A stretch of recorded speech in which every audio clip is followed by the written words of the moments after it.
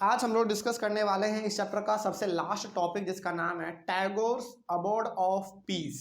ठीक है ना। मतलब कि यहाँ तक हम लोग ये देख चुके हैं कि महात्मा गांधी वेस्टर्न एजुकेशन के अगेंस्ट थे, है ना। पहला बात ये हो गया।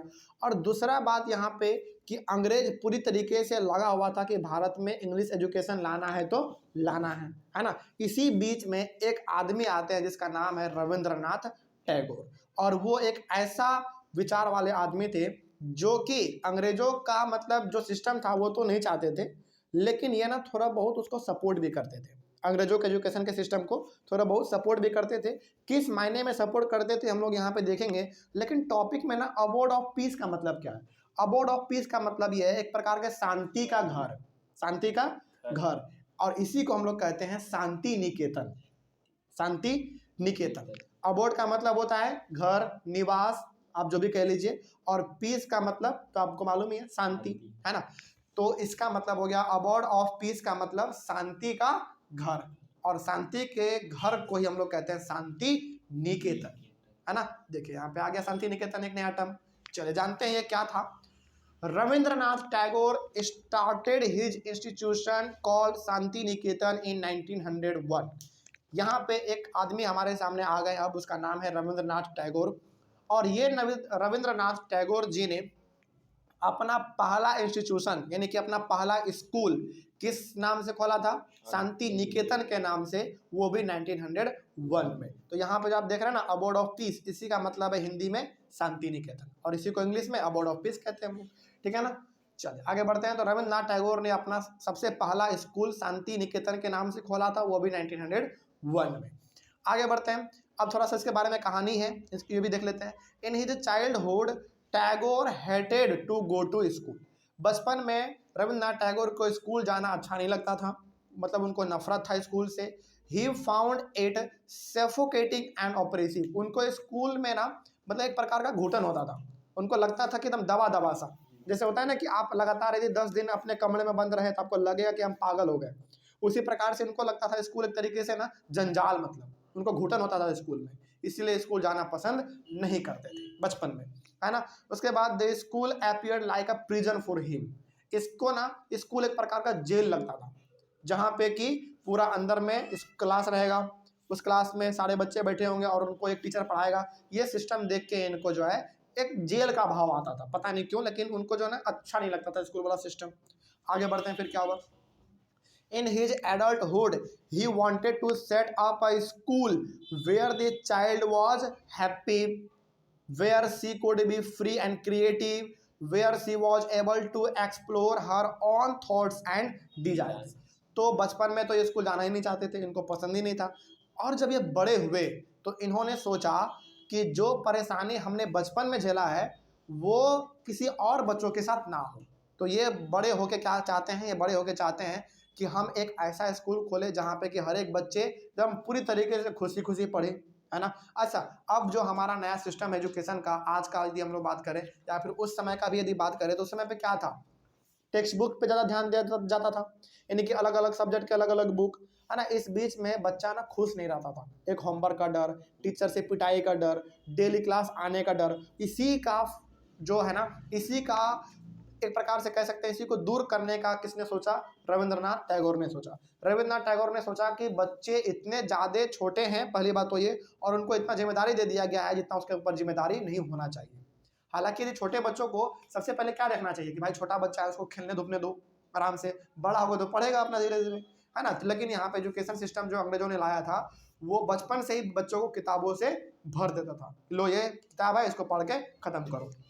लेकिन रविंद्रनाथ टैगोर ये चाहते थे कि हम एक ऐसा स्कूल खोले जहाँ पे कि हर एक बच्चे खुशी खुशी आए, खुशी खुशी पढ़े, और वो पूरी तरीके से क्या हो, फ्री हो, उसके ऊपर किसी प्रकार का कोई लोड ना हो कि आज तुमको होमवर्क करना ही है, स्कूल आना ही है, ऐसा कुछ भी लोड उसके ऊपर ना हो। और दूसरा बात, बच्चा क्रिएटिव हो। क्रिएटिव का मतलब ये है कि बच्चे के पास इतना फ्री टाइम हो कि वो दूसरा भी कुछ अलग अपना एक्टिविटी कर सकता है। क्या आज के समय में आप अपना कुछ एक्टिविटी कर पाते हैं? नहीं कर पाते हैं। आपका तो मतलब Hindi, English, math, science, SST, Sanskrit, computer, इतना सारा सब्जेक्ट हो गया है कि वही पढ़ते पढ़ते अलग से कुछ आप काम ही नहीं कर पाते हैं, अलग एक्टिविटी ही नहीं कर पाते हैं आप। तो रविंद्रनाथ टैगोर इन सारे चीज़ों के खिलाफ हैं, वो चाहते हैं कि बच्चे क्रिएटिव बने, और वो ये भी चाहते हैं कि बच्चे ना अपने थॉट्स और डिजायर्स को वो एक्सप्लोर कर सके, मतलब कि वो अपने विचारों को फैला सके, है ना, उसका जो भी इच्छा है उसको वो पूरा कर सके। ऐसा नहीं कि केवल पढ़ाई कर रहे हैं तो किताबों में ही घुसे हुए हैं, ऐसा नहीं होना चाहिए। तो ये रविन्द्रनाथ टैगोर बड़े होकर ये चीज़ करना चाहते हैं। लेकिन आगे फिर होता क्या देखिए, Tagore felt that childhood should be a time of self learning. मतलब कि टैगोर के हिसाब से, टैगोर जी को ये लगता है कि चाइल्डहुड जो बचपन होता है ना, बचपन सेल्फ लर्निंग का चीज़ है। मतलब कि बच्चों को बचपन में अपने से सीखना चाहिए। ऐसा नहीं कि उसके ऊपर किताब दे दो और उसको बैठ के पढ़ाओ, A for apple B for ball, ऐसा नहीं, बल्कि बच्चों को ना खुद से सीखने दो छोटे में। मतलब रविन्द्रनाथ टैगोर यहाँ पे बेसिकली ये कहना चाह रहे हैं कि बच्चों को बचपन में उतना प्रेशर मत दो, है ना। जितना मतलब आप आज के दौर में आप देखेंगे तो नर्सरी क्लास वाले बच्चे को भी इतना सारा ना बुक मिल जाता है। ड्राइंग का बुक अलग, हिंदी राइटिंग का अलग, इंग्लिश राइटिंग का अलग, ड्राइंग का अलग, पोयम इंग्लिश का अलग, हिंदी का अलग, मैथ का अलग, मतलब कितना प्रकार का किताब मिल जाता है बताओ।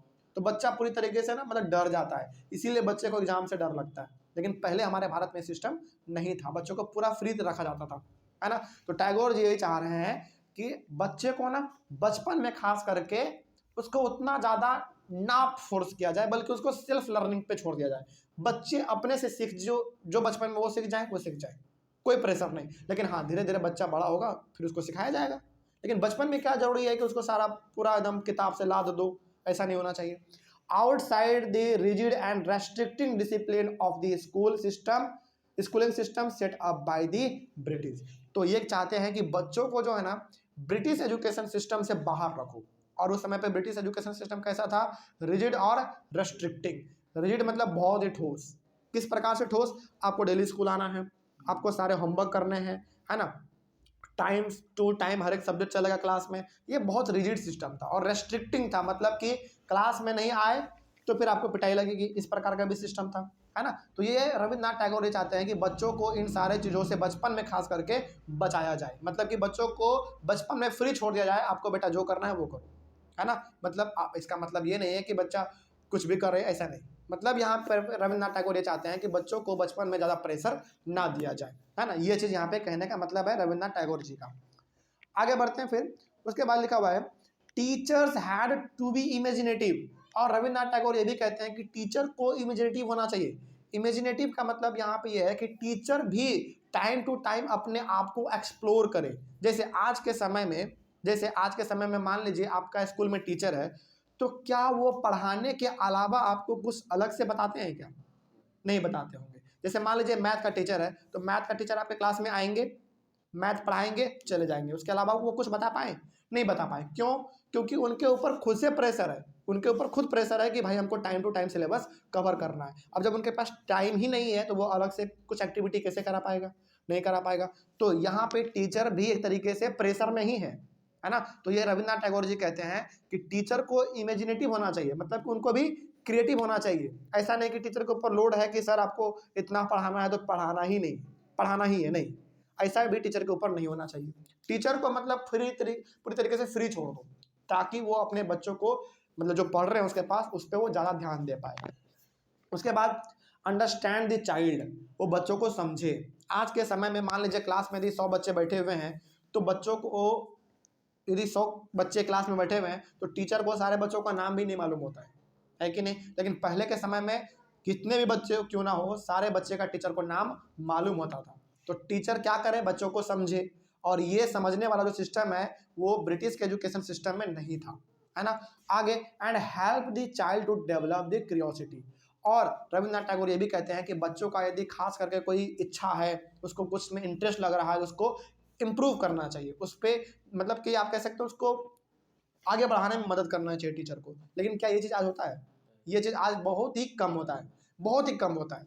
आगे बढ़ते हैं फिर। According to Tagore the existing schools killed the natural desire of the child to be creative, her sense of wonder. तो यहाँ पे एग्जिस्टिंग स्कूल का मतलब क्या है, वही ब्रिटिश वाला। तो ब्रिटिश वाला एजुकेशन सिस्टम जो है वो बच्चों को पूरी तरीके से मार रहा है, उसके बचपन को वो छीन ले रहा है, वो एंजॉय ही नहीं कर पा रहा है। नेचुरल डिजायर का मतलब ये है कि बच्चा अपने मन का मर्जी जो करना चाहता है वो अपने तरीके से कर ही नहीं पाता है, क्योंकि उनके ऊपर सिलेबस का प्रेशर है ना, पूरी तरीके से प्रेशर है, टीचर का प्रेशर है, टीचर के मार का डर है, तो वो अपने आप को एक्सप्लोर ही नहीं कर पा रहा है। तो यहाँ पे बच्चा पूरी तरीके से डरा हुआ है, प्लस उसका जो वंडर है, वंडर मतलब जो भी वो मौज मस्ती करना चाहता है, घूमना फिरना चाहता है, वो बच्चा नहीं कर पाता है ना।